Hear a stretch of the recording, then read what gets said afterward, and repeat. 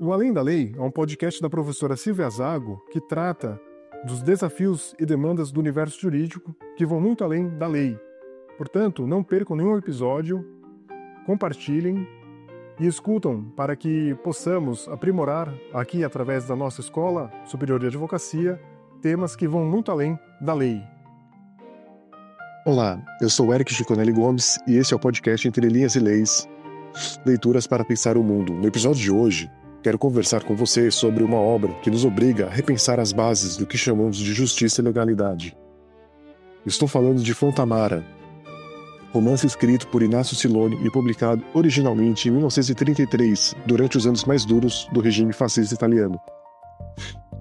Esta não é apenas uma obra de ficção, é um documento histórico, uma denúncia visceral e uma análise sociológica profunda sobre como o direito pode se transformar na mais sofisticada ferramenta de opressão quando divorciado da justiça social. Para nós que trabalhamos ou estudamos o direito, Fontamara representa um espelho incômodo que nos força a questionar para que serve ou para quem serve verdadeiramente o sistema jurídico. Inácio Siloni, pseudônimo de Secundino Tranquilli, foi um dos principais intelectuais antifascistas de sua geração. Nascido em 1900, numa região montanhosa dos Abruzos, no sul da Itália, Siloni conhecia intimamente a realidade camponesa que retratou em Fontamara. Sua experiência como militante socialista e depois comunista, seguido pelo rompimento com o Partido Comunista em 1931, deu-lhe uma perspectiva única sobre as contradições entre teoria política e prática social. Quando Fontamara foi publicado em 1933, inicialmente em alemão, na Suíça, já que era impossível publicá-lo na Itália fascista, Siloni não estava apenas contando uma história, estava construindo uma crítica sistemática ao qual os juristas chamam de positivismo jurídico. A ideia de que a lei é válida simplesmente por ter sido criada pela autoridade competente, independentemente de seu conteúdo moral ou social. A aldeia fictícia de Fontamara funciona como um laboratório sociológico onde Siloni examina a operação concreta do direito de uma sociedade profundamente desigual. Aqui reside a genialidade da obra. Ela nos mostra que a questão não é apenas se as leis são bem feitas ou mal feitas, mas, fundamentalmente, para quem elas são feitas e por quem são aplicadas. No coração de Fontamara está uma percepção devastadora, a de que o sistema legal pode operar perfeitamente dentro dos seus próprios termos, enquanto produz resultados sistematicamente injustos. Os camponeses da aldeia não são colocados fora da lei, entre aspas. Eles são, na verdade, submetidos a ela de forma totalmente legal, mas completamente predatória. Vejamos como isso funciona na narrativa. Quando os proprietários urbanos e os representantes do governo fascista decidem desviar a água que sempre irrigou as terras dos camponeses, eles não simplesmente roubam a água. Eles produzem documentos, realizam assembleias, entre aspas, emitem autorizações, entre aspas, e seguem todos os procedimentos formais necessários. O resultado é que os camponeses são legalmente privados de sua fonte de vida e qualquer resistência pode ser criminalizada como perturbação da ordem pública ou resistência à autoridade. E aqui é um ponto crucial para a nossa reflexão jurídica.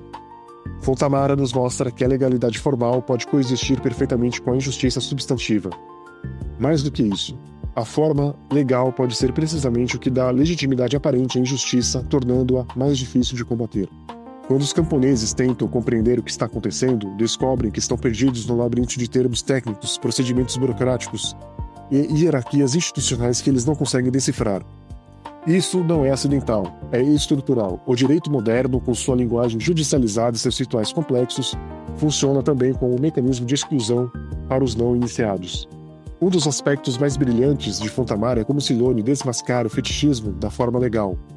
Na obra, vemos constantemente a manipulação de conceitos jurídicos aparentemente neutros para servir a interesses muito específicos. Termos como utilidade pública, interesse nacional, modernização e desenvolvimento são usados para justificar medidas que, na prática, beneficiam exclusivamente os já privilegiados. Essa crítica antecipa em décadas debates que são centrais na teoria jurídica contemporânea. Quando os estudos jurídicos críticos, décadas depois, falariam sobre como o direito não é uma ciência neutra, mas um campo de batalha onde diferentes grupos sociais disputam a definição de conceitos aparentemente técnicos, Siloni já havia mostrado isso em ação. E aqui nós temos uma das principais contribuições de Siloni. E a sua genialidade está em como ele retrata a experiência desses camponeses. Eles não são simplesmente ignorantes das leis, eles são sistematicamente enganados por uma linguagem jurídica que promete uma coisa e entrega outra. Quando assinam documentos que não sabem ler, quando participam de assembleias onde suas vozes não contam, quando são representados por pessoas que defendem interesses opostos aos seus, os camponeses de Fonta Mara estão vivenciando na pele a diferença entre legalidade formal e legitimidade democrática. Fonta Mara nos ensina que o direito não é um sistema fechado de regras abstratas, mas um campo dinâmico onde se enfrentam diferentes projetos de sociedade. A obra mostra como os mesmos instrumentos jurídicos, contratos, leis, decretos, sentenças, podem servir tanto para a dominação quanto para a resistência, dependendo da correlação de forças em cada momento histórico.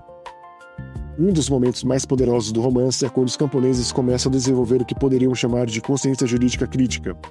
Eles passam a entenderem que suas derrotas individuais não são resultado de má sorte ou incompetência pessoal, mas produto de um sistema que foi estruturado para produzir exatamente esses resultados. Essa tomada de consciência é crucial porque marca a transição da resignação individual para a organização coletiva. Os camponeses descobrem que suas experiências de injustiça são compartilhadas, que há padrões nas violências ou nas violações que sofrem, e que essas violações têm raízes estruturais que podem ser identificadas e combatidas. Silone está nos mostrando aqui algo fundamental, que a educação jurídica popular não é apenas uma questão de ensinar às pessoas quais são seus direitos formais, mas de desenvolver sua capacidade de compreender criticamente como o sistema jurídico realmente funciona na prática. Seria um erro pensar que Fonta Mara fala apenas de uma realidade italiana dos anos de 1930. O Brasil tem suas próprias visões de Fonta Mara, e elas continuam sendo criadas todos os dias. Quando guerrilheiros usam cartórios corruptos para legalizar a posse de terras indígenas ou quilombolas, quando empresas multinacionais obtêm licenças ambientais para projetos que destroem ecossistemas inteiros, quando legislações trabalhistas são flexibilizadas para aumentar a exploração dos trabalhadores, estamos vendo a mesma lógica em operação. A experiência brasileira com a ditadura militar oferece paralelos particularmente dramáticos. Durante décadas, a repressão política foi sistematicamente exercida através de instrumentos aparentemente legais. Estados de exceção, atos institucionais, decretos de segurança nacional. A tortura e assassinato de opositores políticos foram legalizados através de uma arquitetura jurídica sofisticada, que mantinha a aparência de Estado de Direito. Mesmo hoje, quando investigamos a operação de milícias urbanas ou a violência policial nas periferias, encontramos o mesmo padrão: violações sistemáticas de direitos humanos que operam através de, ou ao lado de, estruturas formalmente legais. Um tema central em Fonta Mara é a farsa da representação política. Os camponeses, constantemente representados por pessoas que não conhecem, não escolheram e que defendem interesses opostos aos seus. Suas vozes são apropriadas e distorcidas por intermediários que falam em seu nome enquanto trabalham ativamente contra seus interesses. Esta crítica da representação é especialmente relevante para pensarmos os desafios da democracia contemporânea. Silone está antecipando questões que são centrais nos debates atuais sobre participação popular, democracia direta e controle social das instituições. A obra sugere que não basta garantir eleições formalmente livres se os candidatos representam apenas uma fração da sociedade. Se as campanhas são financiadas pelos mesmos grupos econômicos, se a linguagem política é deliberadamente obscura para excluir os não especialistas.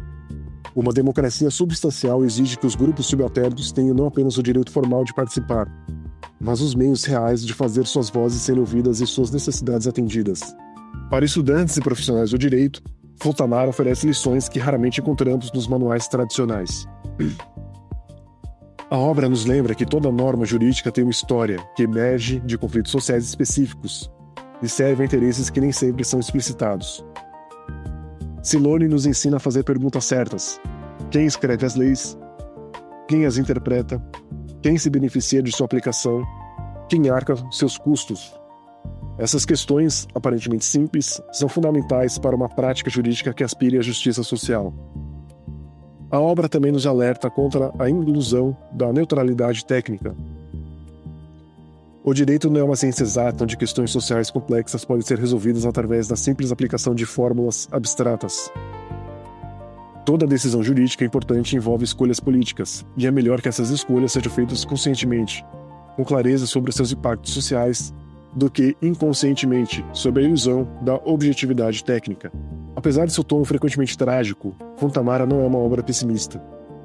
Silone mostra que, mesmo nas condições mais adversas, mesmo quando todas as instituições formais estão contra eles, os oprimidos podem desenvolver formas de resistência e organização. A obra sugere a possibilidade de que os teóricos contemporâneos chamam de direito insurgente, ou seja, práticas jurídicas que emergem das lutas populares e desafiam a ordem estabelecida. Quando os camponeses de Fontamara começam a se organizar, quando desenvolvem formas próprias de comunicação e solidariedade, quando questionam a autoridade dos poderosos, eles estão criando um direito alternativo, baseado na experiência coletiva de opressão e na necessidade comum de resistência. Essa dimensão da obra é especialmente importante para pensarmos nas experiências contemporâneas de direitos humanos, direito assinado na rua, assessoria jurídica popular e outras práticas que buscam democratizar o acesso à justiça e transformar o direito num instrumento de emancipação social. Fontamara permanece atual porque as estruturas que Sinoni critica, a concentração de poder, a exclusão dos subalternos, o uso da legalidade formal para encobrir injustiças substantivas, continuam operando em nossas sociedades. A obra nos oferece um método de análise, que é o de sempre perguntar não apenas se algo é legal, mas se é justo, não apenas se o procedimento foram seguidos, mas se os resultados são socialmente defensáveis. Não apenas se as leis existem, mas se elas servem para proteger os direitos de todos ou apenas os privilégios de alguns. Para finalizar esse episódio, deixo algumas questões para sua reflexão. Quantos Fontamaras existem no Brasil de hoje? Quantas comunidades são sistematicamente excluídas dos benefícios da cidadania enquanto são submetidas às suas obrigações? E o mais importante, que papel nós, como profissionais ou estudantes do direito, desempenhamos nesse processo? Somos parte da solução ou parte do problema? A resposta a essas perguntas determinará se o direito brasileiro caminhará na direção da justiça social ou permanecerá como instrumento de reprodução das desigualdades. No próximo episódio, continuaremos nossa jornada através das obras que nos ajudam a pensar criticamente o mundo e o direito. Até lá, que a leitura de Fontamara nos inspire a construir um direito verdadeiramente democrático e emancipatório. Obrigado pela sua atenção e nos vemos no próximo episódio.